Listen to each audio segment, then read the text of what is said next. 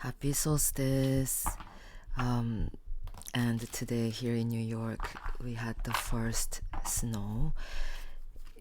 The snow was kind of falling yesterday, but today we have that white, beautiful, beautiful scenery with the snow, and then it's just such a beautiful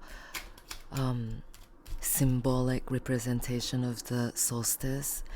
I heard that solstice is such very powerful time of the year, and in under some religious settings, not only related to Christianity, but even in certain Japanese traditions, or this is some Japanese guy talking, but I heard that they switched certain celebration day, or even they marked the New Year day on a different day, because they don't want people to be celebrating on the day of the solstice, because it's such a powerful energy. And sometimes in the past, people in power had used you changed some things around, right, so that people don't really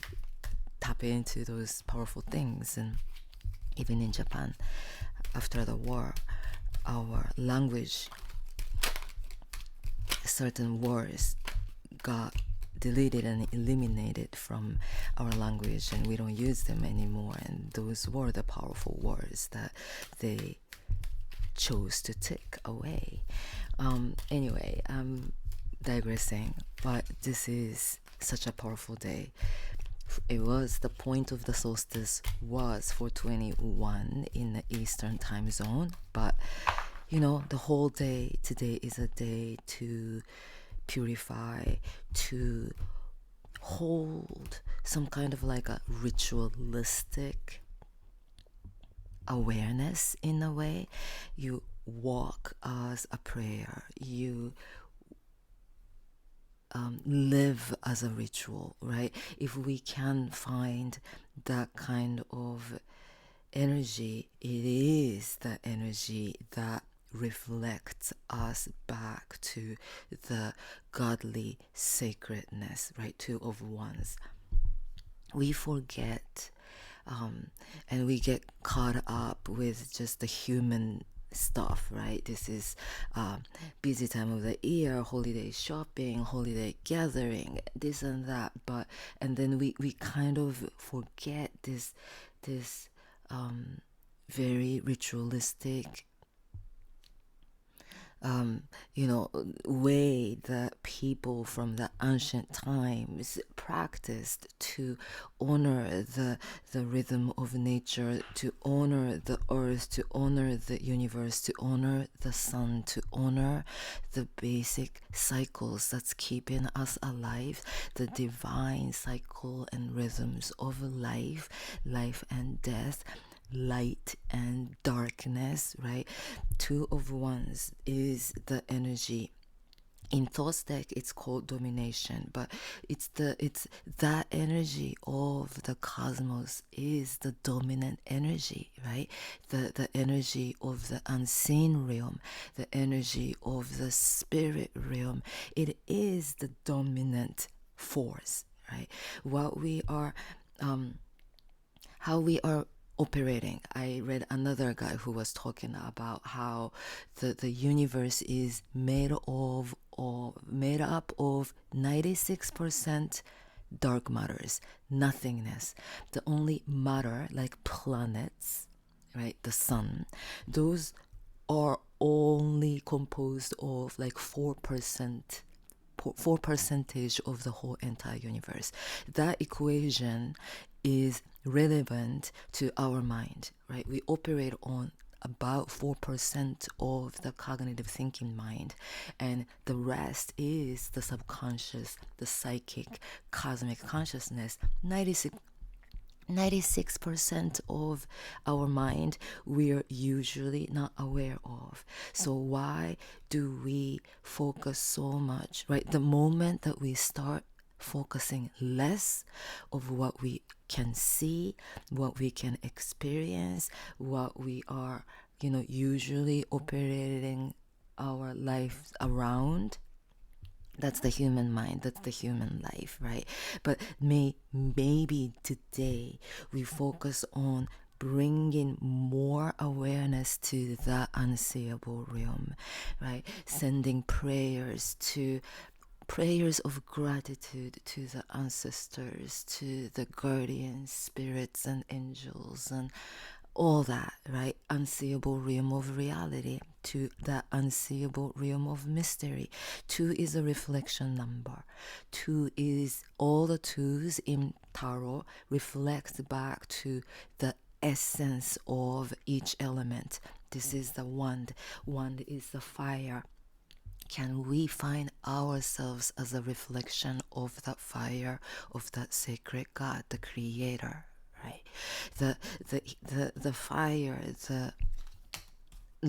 the more, and then just kind of like move away, right? Those cards are perfect of the things that I'm feeling today, because Eight of Cups, right?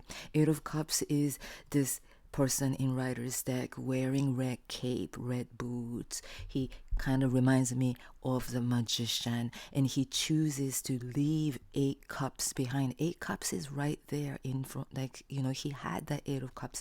8 cups can represent all the things that we have in this material realm, but he chooses to move away from that 8 of cups, and he chooses to walk the path, the sacred path for his soul quest, and he moves toward the mountain. That's the Rider's card, right? Interpretation. But 8 is the number of transformation. All 8 represents some kind of change and transformation theme, and in cups is feelings and emotions, right? We are changing tremendously, whether we can recognize it with our logical thinking mind or not. This week and next week is the Jupiter-Saturn square time, even under this powerful solstice energy with the mutable cross configuration, with the Saturn and Moon opposed from each other, and Jupiter is there at 14 degrees of Gemini, and there is Mercury too, right? The cross, the mutable cross. This solstice energy is the energy that is gonna carry us into that next solstice, which is the June solstice. And around that time, there is going to be the final Jupiter-Saturn square too around then. So whatever that we're moving through now is just a part of the story. This is not just the end. This is not just what's happening now. It's all a part of the story. But we want to, today especially, may we honor the unseeable. May we honor the spirit that is holding our life together. The Lover's card is the union of divine feminine, divine masculine, right? It's the cognitive thinking mind and subconscious unseeable aspects of the mind. And then there is super consciousness. There is the godliness. There is the angel right there. With that 3, with that trinity, we create, right? There is beautiful creation of love and bliss and holiness and wholeness and completeness. Completeness can only happen when we bring our awareness to that super cosmic consciousness. It is the source energy. It is the God energy, the God with thousands of names, right? I'm not specifically talking to one God or any God under specific religion. No, right? It is the creator of the whole entire mystery of this infinity, of this eternity. Another 8 card at the back of the deck, 8 of Sword.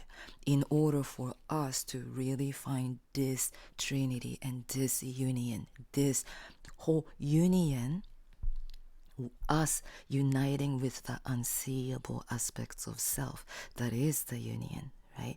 And we want to find that kind of union with everything that we do, with the breath that we take the breath as that you are breathing breath of God, right? Whatever that you see magical creation that's all around us, right? We take everything so granted, but today under this solstice we want to be in a spirit of awe, in spirit of deep gratitude for this beautiful amazing earth, that where we belong, where we, this is such a magical experience that we are going through, including all the good, including all the bad and ugliness. We want to find ourselves to connect to, tapping into that source energy, tap into the godliness to say, I am here to love it all. I am here to love all the craziness, all the pain, all the heartbreak, all the darkness, all the shadow. I am here to love them all. We are here to love them all.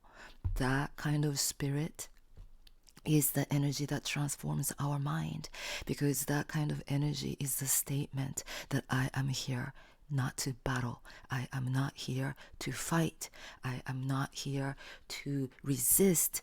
I am here to love. We are here to love. May we, if we could all tap into that spirit, this world will change, right? Rather than resisting, rather than fighting, rather than holding frustration because we think we are lacking something, we're missing something, this and that. We're constantly struggling, and we keep trapping us with this crazy human brain, thinking, starving ourselves and all that. And we say to our own selves, I am here to love it all. I am here to feel, like, love this feeling, love this density, love this pain, love this anger. May we, yes, hold that spirit today, because prayer is strong today. I want all of us to hold that kind of prayer for peace, prayer for love, prayer to, right? It's not prayer like praying for something else, like be that prayer, be that embodiment of love, be that embodiment of bliss. May we, right? May we be that, so that the energy get magnetized with this magic of the solstice. From what we're feeling, from what we're embodying, we send out the electromagnetic energy of love and light to cast out all the darkness and heaviness, and we change the world. But that change has to happen within first, yes. And that, if that change happens within, we'd be much freer. We'd be much in a good, happy, easeful place, right? Where we are trying to get to is the state of the mind. And may we do that and spread love. Yes. Thank you for listening. Have a beautiful, beautiful solstice. Peace.